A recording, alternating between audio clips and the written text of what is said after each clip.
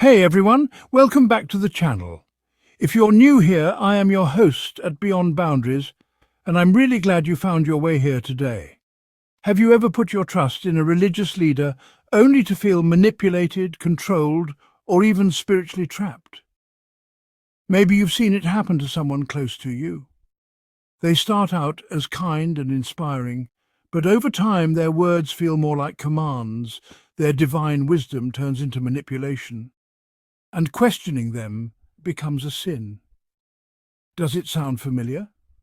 Today we're diving deep into the world of narcissistic religious leaders, how they operate, the red flags to watch out for, and most importantly, how to protect yourself.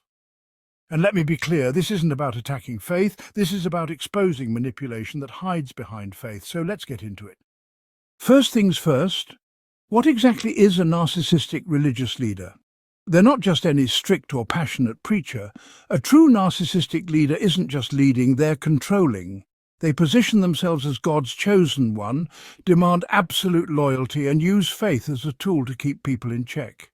Take Pastor Mark, a charismatic and powerful speaker loved by many, but behind the pulpit is a different story. He had a rule. No one in his church could question his teachings. If someone did, he'd say, "The enemy is trying to use you to attack me." And just like that, questioning became betrayal. Does it sound familiar? 2. Common signs of a narcissistic religious leader are they demand absolute loyalty. If you disagree, you're labeled as rebellious or possessed. They use fear and guilt.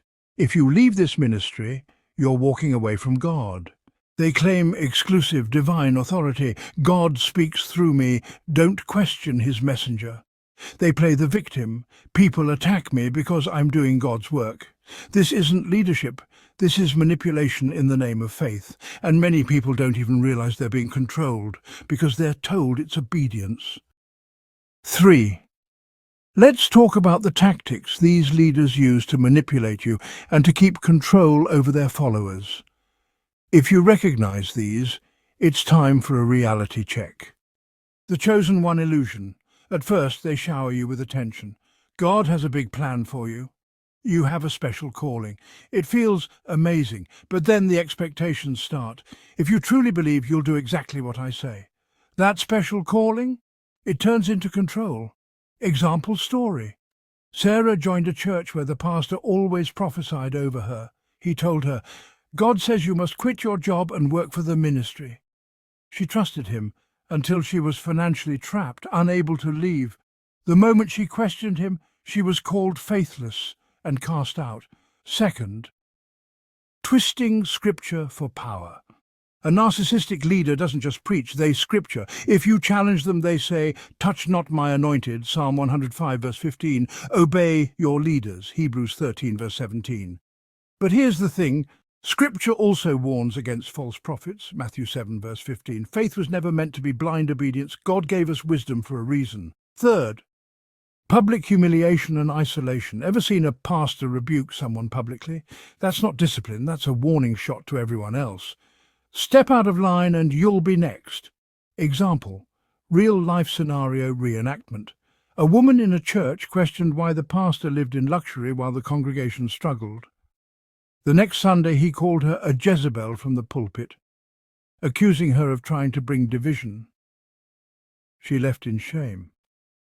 Meanwhile, he kept collecting love offerings for his designer suits and 5-star vacations. 4. Breaking free and healing. So, what can you do if you've been under the control of a narcissistic religious leader? Here's where healing begins. Steps to freedom. 1.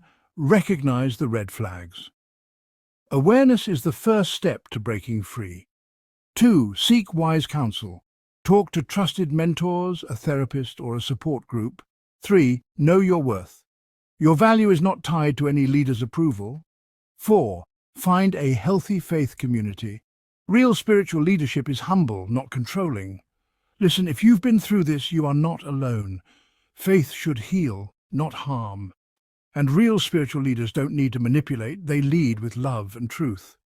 Now, I want to hear from you. Have you ever experienced a controlling religious leader? How did you recognize it? Drop your story in the comments. I read everyone. And if this video helped you, hit that like button, subscribe, and share it with someone who needs to hear this to break free. Let's expose the truth together and help people break free from spiritual manipulation.